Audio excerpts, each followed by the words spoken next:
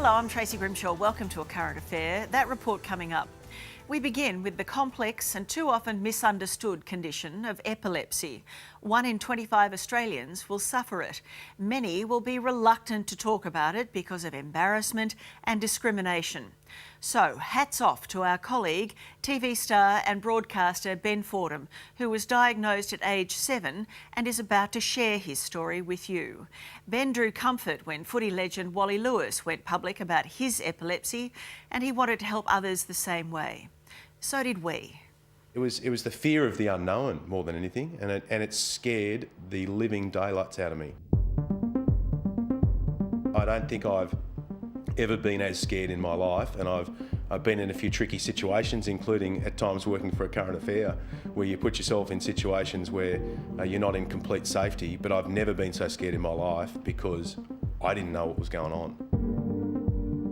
Ben Fordham was just 7 years old the first time it happened. I think it was like a racing inside of my head where I felt like my brain was out of control, and this is now looking back. As a 7-year-old, I had no clue what was going on. I just knew I was really scared and I didn't know what was happening to me. Okay, so it's scary for you at the age of 7. It would have been pretty scary for your parents too, I imagine. Really scary for Mum and Dad. They ended up taking me up to a medical centre, and I remember sitting in there and I remember seeing my dad. I think it was the first time I'd seen a tear in my dad's eye. I remember thinking, and I knew then, well, this is quite serious because Dad looks like he's starting to cry. His parents had just seen their son have his very first seizure. When I was a kid, I used to describe it to Mum and Dad as being at the top of the escalator. This sounds a bit bizarre, but if you imagine being at the top of the escalator and the steps coming up, and I used to describe it as becoming faster and faster and faster, and I felt like a feeling of impending doom about what was about to come up those escalators. It's a bit like waking up in the middle of the night from a doorbell and you wake up. Is that the phone? Is it an alarm? Is it you have to orientate yourself before you're okay again? Yeah. How often do you have them? Every 3 or 4 days, but it could be up to a week, so there's no set answer. Nina Tavru had her first focal seizure at just 3 years of age. She loses control of her body and has no memory afterwards. It was hard to cope with, especially at school. I had a lot of teasing, and I believe that's because you do unusual things that kids just don't understand. So the teasing comes in, and I spent a lot of my primary school days with breaks in the girls' toilets, only because I didn't want the taunting and the teasing. How much notice do you get when you're going to have one? About 30 seconds. And what do you do in that time? You need to work out whether it's safe around you, whether you're going to break something, whether, I don't know, somebody will freak out. Yeah, there's lots of things to consider. And it's really embarrassing. Like sometimes when you fall, you let go of everything, including your bladder. Mm. And if you're at a workplace, it's not considered very nice. So you sort of learn how to do things to adapt, maybe go to the toilet more frequently or something along those lines. Yeah. Ben and Nina have epilepsy, sort of a short circuit in the brain that often, but not always, responds to a trigger. 1 in 25 Australians will have epilepsy at some point in their life. 70% of these cases are controlled with medical intervention, meaning a third will never have freedom from seizures. Their world's really uncertain. They're often unable to work, they're unable to drive their car, they get socially isolated. And unfortunately, for around 300 people per annum in Australia, they actually die as a result of their seizures. It's a very complex condition. There are 44 epilepsy syndromes that fall into 2 main types, generalised and focal.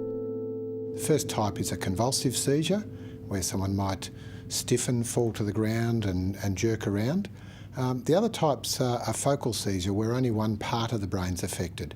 And those symptoms may have people wandering around, distracted. It might have them sort of doing funny movements. It might have them looking a bit like they're under the influence of drugs or alcohol. Have a seat. Graham Shears is from the Epilepsy Foundation of Australia. There's a range of underlying reasons why people might have seizures and get a diagnosis of epilepsy. So there could be a brain insult, and that could be anything from a hit on the head to some sort of genetic problem at childbirth to a cancerous tumour or an infection in the brain. Do you know what your triggers are? No. I used to think that it was sunshine for some reason. I think I've had random triggers. So I could be eating lunch, I could be on the phone. Maybe it's when I've been alone that it tends to come on. If I'm focused and having a conversation, now that I think about it, I don't think I can ever remember one when I've been engaging with someone. Right. But it's in your own moment, or if I'm focusing on something or racing to do things, that I feel like it starts to fire up on me a little bit. Can you imagine how your life would be if your epilepsy was not as well controlled as it clearly is? Well, I couldn't do what I do for a living. I do a live radio show for a living, and I've done live television for a living, and so I wouldn't be able to do that, which is a real worry. G'day there and welcome to Sydney Live. I grew up as a 15-year-old hanging around radio stations and doing work experience, and very early on discovered this is what I want to do. I want to be on the radio and I want to host my own radio show, and I love TV as well. Well, I wouldn't be able to do those things because I don't think you could sit in a studio environment like that, live on air, interviewing politicians or doing whatever you're doing, if I had a bad case of epilepsy and I was having serious seizures. If you had a few of those incidents happen to you on air, then I guess the boss would probably at some stage think, well, is this really the guy we want for the job? You want to be normal. You want to be with everybody and not have that distraction. And I think you have to make allowances, and that's when people aren't so tolerant. Does having epilepsy mean that in a sense you never quite feel like you're in control? I think that's very true. Even to the extent, like, I'm not driving, but I have some sisters that live about a 20-minute drive away. To get there by public transport, it would take just over 3 hours. So what happens is we don't have that strong connection because we're not visiting on a regular basis. They've got family, so they can't sort of always make it down this way. If you have a group of friends and you want to organise, say, I don't know, weekend away, they'll tend to go, oh, you can organise the catering, you can organise comment, oh, you're not driving. And so there's that. I think they mean it with the best intentions, but it is almost like, we'll just leave you out because it's too inconvenient for you. So. You've tried surgery, haven't you? Twice. For about a month I had nothing and I was so excited. And then we were going out and I had a shower and I was actually in the bathroom with my sister and I had one and I didn't get a warning at all, which is so unusual. And that was the start of, and then starting up again. They've taken quite a bit of brain out, but it's good. The only side effects for me personally, peripheral vision is gone and face identification. So if I saw you in the street, I probably wouldn't recognise you. Sorry. There's two basic forms of surgery. There's surgery which involves removal of part of brain, and there's surgery which involves the implantation of electrodes to stimulate part of the brain. So we can use all of these methods to try and pin down where in the brain the seizures are coming from, and if it's a part that we can get at safely, then we can remove that with surgery often. So that's obviously a very big deal to do. Professor Mark Cook is an epileptologist and head of neurology at the University of Melbourne. He says while surgery is always a risk for epilepsy sufferers, it's often one worth taking. The success rates are pretty good. Now, it depends a lot on the person and what the cause of the seizures is and where in the brain it is, but in the most common forms of epilepsy, we can get success rates of 70–80% cure. Even if we saw just most people with epilepsy aren't suitable candidates, unfortunately, because the abnormalities causing their seizures simply aren't things that can be removed, or they're too big to remove, or they're just in parts of the brain that are too dangerous to get at. Her arms and legs would jerk, tense up. They were very short, like a split second. If you weren't looking, you wouldn't see them. And she would have lots of them every day. 7-year-old Violet Unthank has spent most of her life in and out of hospitals. At 8 weeks, her parents, David and Belinda, noticed unusual behaviour, and 5 months later, she was diagnosed with epilepsy. Her seizures were very long. Half an hour was the average length. The first one, she was intensive care. She was tubes, to breathe. When she had a seizure, everything stopped, and you just had to deal with the seizure. The thought was that she would grow out of her epilepsy. Around 2 to 2.5, we were told that it wasn't looking like she would, and that was, I think I cried for a week. The diagnosis was, it was a shock to the system.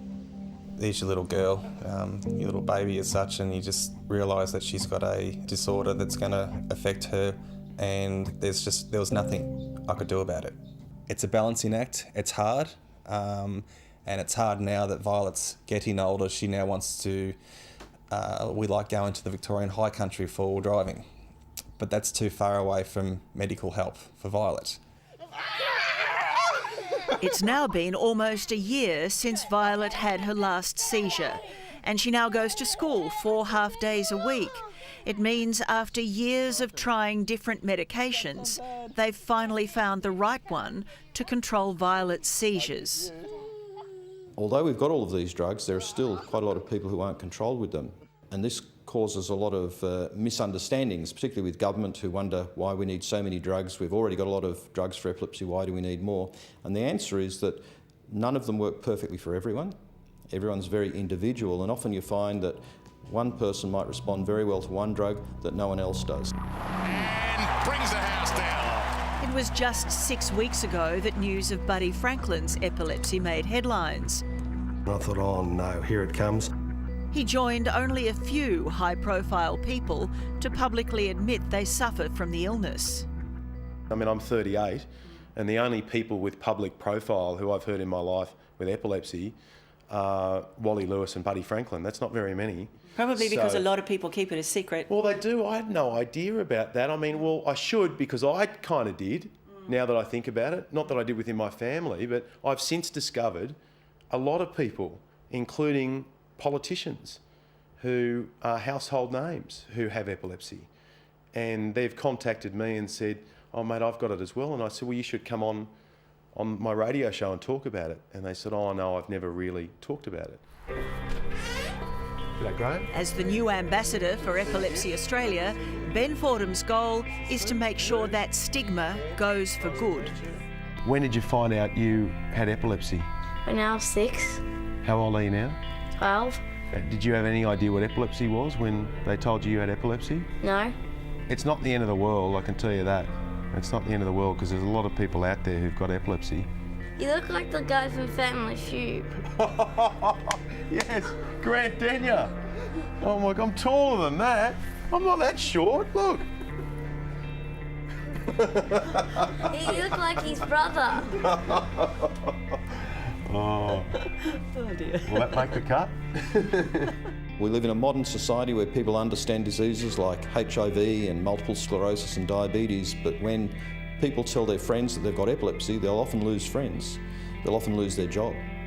They'll often find that their kids aren't allowed to play with the kids next door anymore, because we've got this very old-fashioned idea, very primitive idea about what epilepsy is. Ready, here we go. I think it's great that you're doing this story, to be able to let people know what it is. It's nothing to be afraid of. It can be managed in many cases, and to give people around the epilepsy sufferer the peace of mind to know, hey, you don't have anything to worry about by falling in love with this person, employing this person, or hanging out with this person. You don't have anything to worry about, and you've given a gift to those people by providing the community and society in general with a little bit more knowledge about it.